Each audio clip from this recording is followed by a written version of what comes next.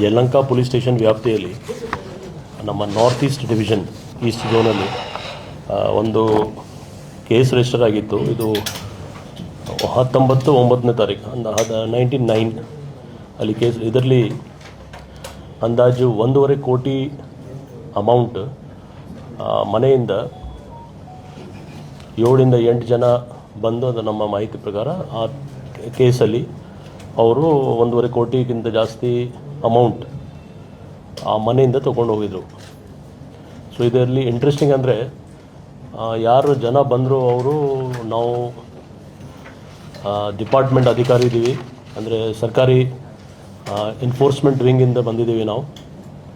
ಅದಕ್ಕೆ ನಿಮ್ಮ ಮನೆಯಲ್ಲಿ ಸುಮಾರು ದುಡ್ಡಿದೆ, ಮನೆ ಚೆಕ್ ಮಾಡಿ ಅವ್ರು ತೊಗೊಂಡೋಗಿದ್ರು.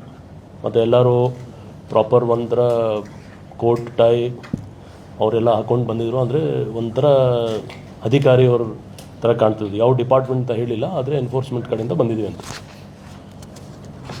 ಅವ್ರದ್ದು ಯಾವುದೂ ಈ ಕೇಸ್ ಬಗ್ಗೆ ನಮ್ಮ ಪೊಲೀಸವ್ರಿಗೆ ಕ್ಲೂಸ್ ಇರಲಿಲ್ಲ. ಆದರೆ ಕಂಪ್ಲೇನೆಂಟ್ ಅವ್ರಿಗೆ ಸುಮಾರು ಬೇರೆ ಬೇರೆ ಆ್ಯಂಗಲಿಂದ ಕ್ವೆಶ್ಚನ್ ಮಾಡುವಾಗ ಕೆಲವು ಲೀಡ್ದ ಆಧಾರದ ಮೇಲೆ ನಮ್ಮ ಪೊಲೀಸವ್ರು ಭಾಳ ಒಳ್ಳೆ ಕೆಲಸ ಮಾಡಿ ಇಲ್ಲಿವರೆಗೆ ಟೋಟಲ್ 1,27,00,000 ಟೋಟಲ್ 7 ಜನ ಆರೋಪಿ ಕಡೆಯಿಂದ ರಿಕವರಿ ಮಾಡಿದ್ದಾರೆ ಅವರು. ಇನ್ನೂ ಒಬ್ಬ ಆರೋಪಿ ಸಿಗಬೇಕು, ಅವ್ರ ಕಡೆ ಬೇರೆ ಮಿಕ್ಕಿದ ಅಮೌಂಟ್ ಇದೆ. ಸೊ ಟೋಟಲ್ ಇದು ಕೇಸ್ ತುಂಬ ಒಳ್ಳೆಯ ರೀತಿಯಿಂದ ನಮ್ಮ Yelahanka police DCP, ACP, inspectors ಮತ್ತು ಅವ್ರ ಸ್ಟಾಫ್ ಎಲ್ಲ ಸೇರಿ ನಮ್ಮ ಜಾಯಿಂಟ್ ಕಮಿಷನರ್ ಈಸ್ಟ್ ಅವರು ಸೂಪರ್ವೈಸ್ ಮಾಡಿ ಇದು ಭಾಳ ಒಳ್ಳೆಯ ಕೇಸ್ ಇದೆ.